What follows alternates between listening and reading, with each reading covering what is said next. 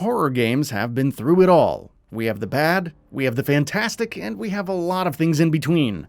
But perhaps the most interesting era of horror overall for video games is the era of the DVD-ROM. In particular, the PlayStation 2 era, where horror games had big enough teams and budgets to pull off some really interesting experiences, yet were still small and nimble enough to not suffer from the problem of having too many chefs in the kitchen and too many investment dollars to justify. As a result of that, the PlayStation 2 saw many of the best horror games ever made, perhaps more than any other single console. So, let's talk about those. And to be clear, as video games are a subjective medium, my opinions will likely differ from yours, and there's nothing wrong with that. In fact, given that there were so many great horror games on the PS2, to only give the nod to 9 of them is rather difficult, as many more of them are all fantastic in their own right, and you really can't go too wrong with most of them. Also, to avoid overpopulating the list with games from the same couple of franchises, I'll only be naming what I determine the best game is from any given series. 9. The Thing. The Thing is exactly what you think it is. It's a movie tie-in game that relies heavily on the lore that's already established from the popular film franchise, from the black and white era of horror movies. However, before you scoff at the idea of that, I'm glad to report that The Thing is quite a great ride from the early years of the PS2 that really does a good job of balancing the ideas of the films with the pillars of a good survival horror game. Just like the movies, the characters in this game are suspicious of each other, yet also need each other to work together to achieve various objectives and stay alive. Different characters have different strengths, and the ideal scenario is to keep everyone alive and cooperative. That's much easier said than done though, as each member of your team has their own mental health that you have to help manage by taking control of situations and making sure that everybody is staying within their strengths and nobody is stressed out too much. On top of that, you also have your own temperature to worry about, as a common theme of the Thing movies is the brutally freezing environment. Just like with any other good survival horror game though, health and ammo are scarce, and it's up to you to manage all of these things the best you can. While this game loses a little bit of its luster towards the end as it starts to run out of ideas, it still maintains its own spot in the horror genre as one of the few highly recommendable movie tie-in games I played, and also quite a great horror game in its own right. 8. SIREN. The SIREN games have become a bit of a mess over the years, and it can be hard to know what the best path to get into the series is. But I feel the best place to start is at the beginning, with the original game on the PS2. SIREN is developed by many of the people who left Konami after Team Silent was disbanded by them. It has an atmosphere unlike anything else, with its Japanese folklore inspirations and a stealth system baked into the gameplay where you can use the sight of the monsters to your advantage to stay out of their sight. The game did not go down terribly well with reviewers overall, as it's fairly clunky and unintuitive at times. But if you have a little bit of patience and can get into a very slow burn, you could do a lot worse than SIREN on the PS2. 7. The Suffering.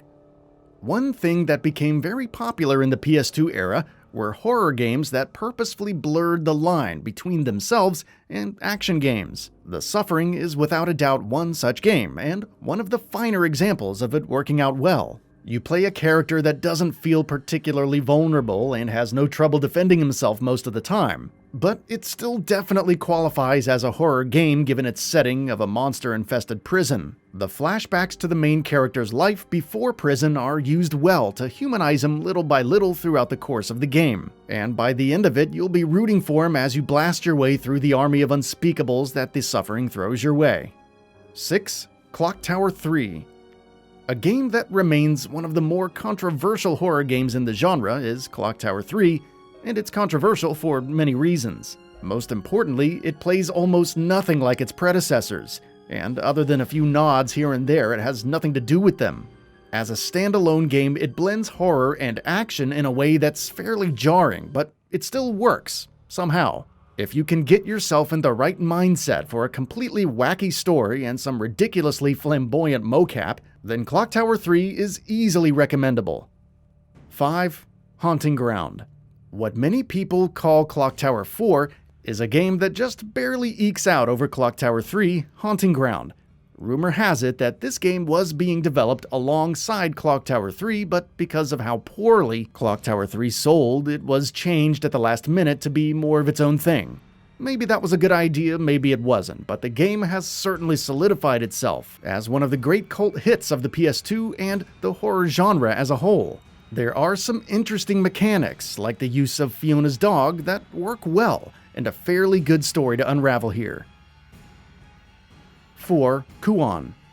KUON is perhaps the least talked about horror PS2 game in the West, yet it's easily one of the best. Taking place during the Sengoku era in Japan, KUON pits you against all sorts of bizarre Japanese folklore-inspired unspeakables, and has reasonably good combat and great atmosphere to back that up.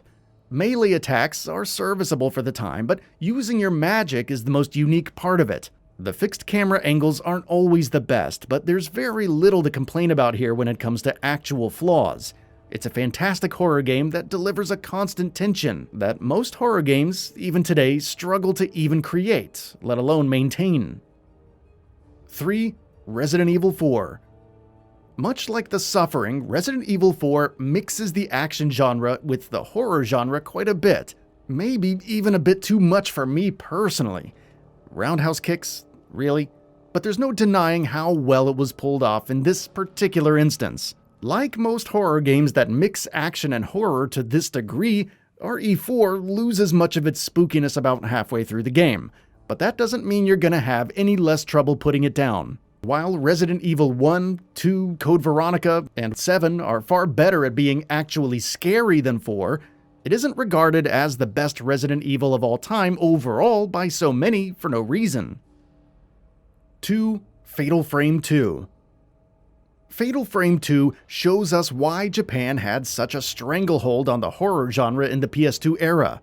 You could certainly argue that the original Fatal Frame is scarier, but 2 was definitely developed with more expertise and definitely has a more compelling, well-paced story, making it the better game overall, and thus the best in the series as far as I can tell. The setting of the Lost Village and the ritual gone wrong that created it is one of the best in the genre, and it's a must-play for all horror fans. 1. Silent Hill 2.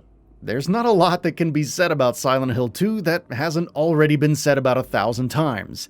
It's not only one of the best horror games of all time, it's one of the best games of all time, period. The standalone story of James trying to track down his recently deceased wife in the strange, horrifying town of Silent Hill never lets up, and the characters James meets along the way all add texture to his adventure with their own story as they explore their own personal hells along with him. The subtext of what each and every monster means to James is thoughtful, provocative, and it all culminates into one of gaming's most meaningful experiences that can still be analyzed and dissected to this day. It's not only the best Silent Hill game, but still arguably one of the best and influential games of all time. As I alluded to earlier on, there are plenty of other horror games that you could easily put on this list.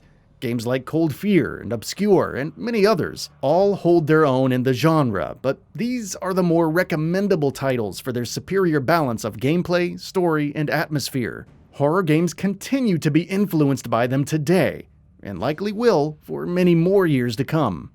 That's it for this video. If you enjoyed and would like to see more, feel free to hit that subscribe button and hit the notification bell to ensure you'll be notified when new videos go up.